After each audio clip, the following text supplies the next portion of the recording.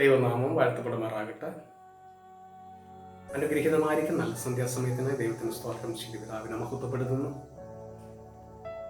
പിന്നെ അനുഗ്രഹിക്കപ്പെട്ട നല്ലൊരു സന്ധ്യാസമയം ദൈവം തന്നില്ല. അതിനായി ദൈവത്തിന് സ്തോത്രം ചെയ്യണം. ഒരു പ്രാവശ്യം ഒരു വയസ്സ് മെസ്സേജ് കർത്താവിൻ്റെ വചനത്തിൽ മുഴുവൻ തക്കവണ്ണം പരിശുദ്ധാത്മാവ് അനുഗ്രഹിച്ച കർത്താവിൻ്റെ കൃപയോട് മഹത്വപ്പെടുത്തുന്ന ദൈവത്തിന് എന്നെ കാണുകയും കേൾക്കുകയും ചെയ്യുന്ന എല്ലാവർക്കും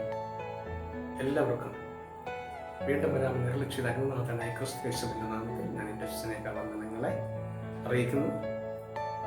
ദൈവം നമ്മളെ ധാരാളം അനുഗ്രഹിക്കുമാറാകട്ടെ. ഇന്നത്തെ വചനധ്യാനത്തിനായി ഞാൻ എടുത്തിരിക്കുന്ന വാക്യം 1 രാജാക്കന്മാരുടെ പുസ്തകം 18-ാമത്തെ അധ്യായം 36-ാമത്തെ വാക്യമാണ്.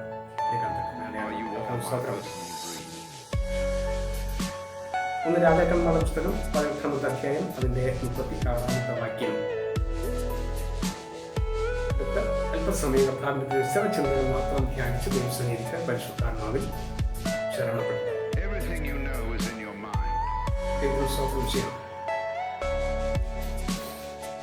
ദൈവം നമ്മെ വിളിച്ചത്, തിരഞ്ഞെടുത്തത്, നമ്മളെ വിളിച്ച് വേർതിരിച്ചപ്പോൾ നമ്മളെ ഏൽപ്പിച്ചിരിക്കുന്ന ദൗത്യങ്ങളും നമ്മളെ ഏൽപ്പിച്ചിരിക്കുന്ന നമ്മളിൽ വ്യാപിക്കുന്ന ആ പരിശുദ്ധാത്മാവിന്റെ അളവും അഭിഷേകത്തിന്റെ ശക്തിയും എന്തെന്ന് നാം തിരിച്ചറിയുവാൻ ഇടയാകണം. ഇവിടെ ഏലിയാവിനെ സംബന്ധിച്ചൊരു വിളി അവന്റെ പുറകിലുണ്ടായിരുന്നു. ആ വിളിയും തന്നിലുള്ള അഭിഷേകത്തിന്റെ ശക്തിയും മനസ്സിലാക്കാതെ ഏലിയാവ് പല പ്രാവശ്യങ്ങളിലും ദൈവശബ്ദം കേട്ടിട്ടും ആ ദൈവശബ്ദത്തിന് വിപരീതമായി പ്രവർത്തിക്കുകയും പോവുകയും ചെയ്യാൻ ഇടയായെന്ന് ദൈവത്തിന്റെ വചനത്തിൽ 1 രാജാക്കന്മാരുടെ പുസ്തകം പഠിക്കുമ്പോൾ അവിടെ കാണാൻ തക്കവണ്ണം.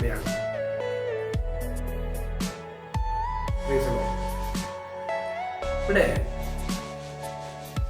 1 രാജാക്കന്മാരുടെ പുസ്തകം 18-ാമത്തെ അധ്യായം അതിന്റെ 36-ാമത്തെ വാക്യത്തിൽ തീ കൊണ്ട് ഉത്തരം അരുളുന്ന ദൈവം.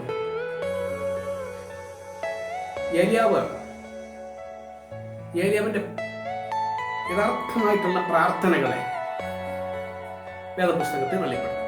1, മഴ പെയ്യാതിരിക്കാൻ പ്രാർത്ഥിച്ചു ഏലിയാവ്, മഴ പെയ്തില്ല. 2, മഴ പെയ്യുവാൻ തക്കവണ്ണം പ്രാർത്ഥിച്ചു, 3, മരിച്ച വ്യക്തിയെ ഉയർക്കുവാൻ തക്കവണ്ണം പ്രാർത്ഥിച്ചു, അത് സംഭവിച്ചു. 4, താൻ മരിക്കാൻ വേണ്ടി അപേക്ഷിച്ചു. 5-ാമത്തെ പ്രാർത്ഥന, തീ ഇറങ്ങാൻ പ്രാർത്ഥിച്ചു തീ ഇറക്കി. എന്നെ കേൾക്കുന്ന വ്യക്തി ജീവിതമേ, നമ്മെ ദൈവം വിളിച്ചു വേർതിരിച്ച് തിരഞ്ഞെടുക്കപ്പെട്ട ദൈവത്തിന്റെ അത്യന്തമാകുന്ന പരിശുദ്ധാത്മാവിന്റെ ശക്തി കൊണ്ട് അഭിഷേകം ചെയ്യും. നാം ഒന്നുമല്ലാതിരുന്ന സാഹചര്യത്തിൽ, നാം ആരുമല്ലാതിരുന്ന സാഹചര്യത്തിൽ, നാം കൊള്ളരുതായിരുന്ന സാഹചര്യത്തിൽ, ചേറ്റിലും നാറ്റത്തിലും കിടന്ന സാഹചര്യത്തിൽ, ഒരു മനുഷ്യന്റെ കണ്ണ് കാണാതെയും ഒരു മനുഷ്യന്റെ കാത് കേൾക്കാതെ ഹൃദയത്തിൽ തോന്നാതെയും ചിന്തിക്കാതെയും ഇരുന്ന കാര്യങ്ങൾ ഇന്ന് ദൈവം നമ്മളെ കൊണ്ട് ചെയ്യുന്നു. അവിടെ ഏലിയാവിനെ സംബന്ധിച്ച് 5 പ്രാർത്ഥനകളെ സംബന്ധിച്ച് പറഞ്ഞു. ഏലിയാവ് പ്രാർത്ഥിച്ചു, ദൈവം അത് പ്രവർത്തിച്ചു. നമ്മൾ പ്രാർത്ഥിക്കുന്നു, ദൈവം പ്രവർത്തിക്കുന്നു. ഇവിടെ 18-36 സന്ധ്യായാഗം അർപ്പിക്കുന്ന സമയം ആയപ്പോൾ ഏലിയാ പ്രവാചകൻ അടുത്തു ചെന്ന് അബ്രഹാമിന്റെയും ഇസ്ഹാക്കിന്റെയും ഇസ്രായേലിന്റെയും ദൈവമായ യഹോവ, നീ ഇസ്രായേലിന്റെ ദൈവമെന്നും ഞാൻ നിന്റെ ദാസനെന്നും ഈ കാര്യങ്ങളൊക്കെയും ഞാൻ നിന്റെ കൽപ്പന പ്രകാരം ചെയ്തുവെന്നും ഇന്ന് വെളിപ്പെട്ട് വരട്ടെ. Price the Lord. ഇതാണ് കർമ്മേൽ പർവ്വതത്തില് ആയിരുന്ന സമയം ഏലിയാവ് പ്രാർത്ഥിച്ചു. ഏലിയാവ് കർമ്മേൽ പർവ്വതത്തിൽ ബാലിന്റെ 450 പ്രവാചകന്മാർ നിൽക്കുമ്പോൾ ഇസബേലിന്റെ മേശക്കീഴിൽ നിന്ന് ഭക്ഷിച്ചു വന്ന 400 പ്രവാചകന്മാരുമായി 850 പ്രവാചകന്മാരുടെ നടുക്ക് ദൈവത്തിന്റെ ഒരു ഭക്തനായ ഏലിയാവ് എന്തുകൊണ്ട് അപേക്ഷിക്കുന്നു? അവൻ പ്രാർത്ഥിക്കുന്നു. ആ ഒരു ചിന്ത എന്നെ പിടിച്ച്, ആ ചിന്ത എന്റെ ഹൃദയത്തിന്റെ ഉള്ളിൽ വന്നത്, ഞാൻ ചിന്തിക്കാൻ വ്യാഖ്യാനിക്കുകയും ചെയ്തത്, ഒറ്റയ്ക്ക് നിൽക്കുന്നവന്റെ മുമ്പിൽ ബാലിന്റെ 450 പ്രവാചകന്മാർ നിൽക്കുന്ന സാഹചര്യത്തിൽ എന്ത് ചെയ്യണമെന്ന് അറിയാൻ പറ്റാതെ നിൽക്കുന്നു. അവർ തന്നെ 2 ഭാഗങ്ങളായി അവർ യാഗങ്ങളെ ഒരുക്കാൻ തക്കുന്നുണ്ട്. ഏലിയാവ് പറയുന്നുണ്ട്, നിങ്ങളൊരു കാളയെ വെട്ടി അത് ഒരു യാഗപീഠം ഉണ്ടാക്കി യാഗപീഠത്തിൽ വെക്കുക. ആ യാഗപീഠത്തിൽ വെക്കുമ്പോൾ ഒരു മനുഷ്യന്റെ കൈ തൊടാതെ നിങ്ങളുടെ ദൈവത്തോട് പ്രാർത്ഥിച്ച് അത് യാഗമായി തീരണം. 2 ഭാഗക്കാരും ഒരു വെല്ലുവിളിയായി അത് ഏറ്റെടുക്കാൻ തക്കവണ്ണിടയായി. ഇത് അവർ പറഞ്ഞതുപോലെ യാഗപീഠം ഉണ്ടാക്കി, യാഗപീഠം പണിതു, പിറകെല്ലാം അടുക്കി, കാളയെ വെട്ടിവെച്ചു. പ്രഭാതം മുതൽ സന്ധ്യാസമയം വരെയും ബാലിന്റെ പ്രവാചകന്മാർ അത് യാഗമായി തീരാൻ തക്കവണ്ണം പ്രാർത്ഥിച്ചു. ഇതിന് വ്യാഖ്യാനങ്ങൾ അവിടെ ഉണ്ട്. അവിടെ ഒരുപാട് വ്യാഖ്യാനങ്ങൾ കിടക്കുകയാണ്. അവർ പ്രാർത്ഥിച്ചിട്ടും അവരുടെ ബാല ആ ദൈവം ഒന്നും പ്രവർത്തിച്ചില്ല. അവിടെ സ്വന്തമായി ശരീരങ്ങളിൽ കുത്തി മുറിവേൽപ്പിച്ചു. അങ്ങനെ ഒത്തിരി കാര്യങ്ങളാണ് പഠിപ്പിക്കുന്നുണ്ട്. അതൊന്നും വിവേചിച്ച് പ്രസംഗിക്കാൻ എൻ്റെ മുമ്പിൽ സമയം പോരാളിയെ കൊണ്ട് ഞാൻ ഷോർട്ട് കട്ടായി പ്രസംഗിച്ചു പോകാൻ പരിശുദ്ധാത്മാവിൽ ഞാൻ ആഗ്രഹിക്കുന്നു. ദൈവത്തിന് സ്തോത്രം. ഇവിടെ ഏലിയാവ് പറഞ്ഞു, നിങ്ങൾ പ്രാർത്ഥിച്ചിട്ടും നിങ്ങളുടെ ദൈവം ഉണരുകയോ പ്രവർത്തിക്കുകയോ ചെയ്തില്ല.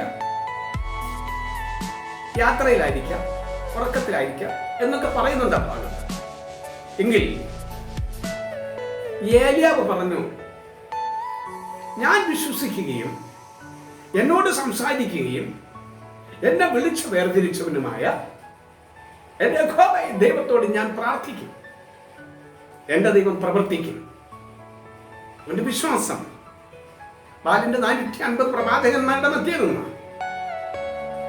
ഒറ്റയ്ക്ക് നിന്നുകൊണ്ട് ഏലിയാവിന്റെ പ്രാർത്ഥനയാണ്. 1 രാജാക്കന്മാരുടെ പുസ്തകം 18-ാമത്തെ അധ്യായം അതിന്റെ 36-ാമത്തെ വാക്യത്തിൽ വായിക്കുന്നു. അതിന്റെ 37-ൽ വായിക്കുന്നത്, യഹോവേ എനിക്ക് ഉത്തരമരുളണമേ, യഹോവേ നീയാണ് ദൈവമെന്ന് നീ അവരുടെ ഹൃദയങ്ങളെ വീണ്ടും നിന്നിലേക്ക് തിരിച്ചുവെന്നും ഈ ജനം അറിയേണ്ടതിന് എനിക്ക് ഉത്തരമരുളണമേ. എനിക്ക് ഉത്തരമരുളണമേ. സ്തോത്രം. 37-ാമത്തെ വാക്യത്തിൽ ശക്തിയേറിയ പ്രാർത്ഥന അവന്റെ അധരങ്ങളിൽ നിന്ന് പുറപ്പെട്ടു വരുവാണ്. കർമ്മേലിൽ നിന്ന് ആ പ്രാർത്ഥന പ്രാർത്ഥിച്ചപ്പോൾ ആ കർമ്മേൽ പർവ്വതം അല്ലെങ്കിൽ ആകാശമണ്ഡലങ്ങൾ ആ പ്രാർത്ഥനയുടെ ശബ്ദം ഒന്ന് ഇളകാൻ തക്കവണ്ണിടയായി, ക്ഷമിപ്പിക്കാൻ തക്കവണ്ണിടയായി, ബാലിന്റെ പ്രവാചകന്മാരെ ക്ഷമിപ്പിക്കാനിടയായി. Price the Lord. ആ ഭാഗം പഠിക്കുമ്പോ അതിന്റെ 38 വായിക്കുന്നു. ഉടനെ യഹോവയുടെ തീ ഇറങ്ങി ഹോമയാഗവും വിറകും മണ്ണും ദഹിപ്പിച്ചു, തോട്ടിലെ വെള്ളവും വറ്റിച്ചു കളഞ്ഞു. Price the Lord. ഒറ്റ പ്രാർത്ഥന പ്രാർത്ഥിച്ചു ഏലിയാവ്. തീ ഇറങ്ങണമേ, സർവശക്തനായ എന്റെ ദൈവമേ, എന്റെ പേർ ചൊല്ലി വിളിച്ചവനെ, ജാതികൾ അറിയേണ്ടതിന്, ചാർച്ചക്കാർ അറിയേണ്ടതിന്, കുടുംബക്കാർ അറിയേണ്ടതിന്, പരിസരവാസികൾ, അയൽവാസികളെ, പട്ടണങ്ങൾ അറിയേണ്ടതിന് എന്റെ പ്രാർത്ഥനയ്ക്ക് മറുപടി തരണമേ. ഞാൻ ഒരുക്കിയിരിക്കുന്ന ഈ യാഗം അവിടെ നിന്ന് സ്വീകരിക്കാൻ, അത് യാഗവസ്തു, അത് യാഗമായി തീരാൻ അഗ്നി ഇറക്കണമേ എന്ന് പ്രാർത്ഥിച്ചപ്പോൾ തീ ഇറക്കി, അഗ്നി കൊണ്ട്, തീ കൊണ്ട് ഉത്തരമരുളിയ ദൈവം. ദൈവത്തിന് സ്തോത്രം ചെയ്യാം. ഹല്ലേലൂയ. അഗ്നിയുടെ ശുശ്രൂഷ കർമ്മേൽ പർവ്വതത്തിൽ ചെയ്തെടുക്കാൻ ഏലിയാവിനെ വിളിച്ചു വേർതിരിച്ചു. Price the Lord. ഈ ഏലിയാവ് പിന്നെ 19-ാമത്തെ അധ്യായം പഠിക്കുമ്പോ ഒരു സ്ത്രീയുടെ ഭീഷണിയാ,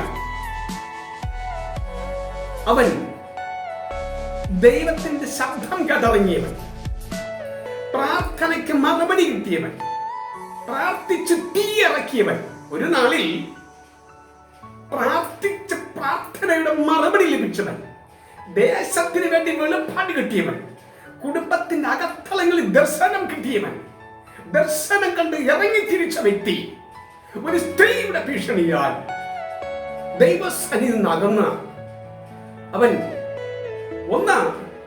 ദൈവത്തിന്റെ അരുളപ്പാട് ലഭിച്ചത് മുഖാന്തരം കെരൂത്ത് തോട്ടിൽ പോയി കാക്കയുടെ വായിൽ അപ്പമർച്ചയും കൊടുത്ത് പോഷിപ്പിച്ചു, ഒരു തട്ടിൽ വെള്ളം കുടിച്ചതൊക്കെ വായിക്കുന്നു. അവിടുന്ന് ചൂരച്ചെടിയുടെ തണലിന്റെ പോയി കിടന്നു. ദൈവദൂതൻ അവിടെയും ചെന്ന ഏലിയാവിനെ തട്ടി ഉണർത്തി വിളിച്ച്, ഇവിടെ നിനക്ക് എന്ത് കാര്യം?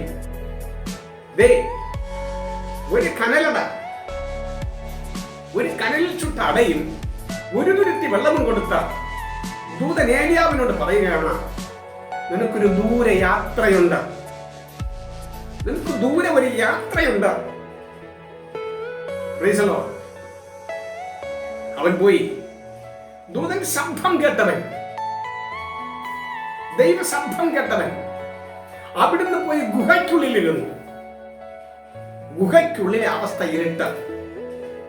ഇരുട്ടിനകത്ത് കയറി വെളിച്ചത്തിൽ പ്രകാശിച്ചു നിന്നവൻ, വെളിച്ചത്തിന്റെ ദർശനം കണ്ടവൻ, വെളിച്ചം കണ്ട് നടന്നവൻ ഇരുളിനകത്തേക്ക് പ്രവേശിച്ചു.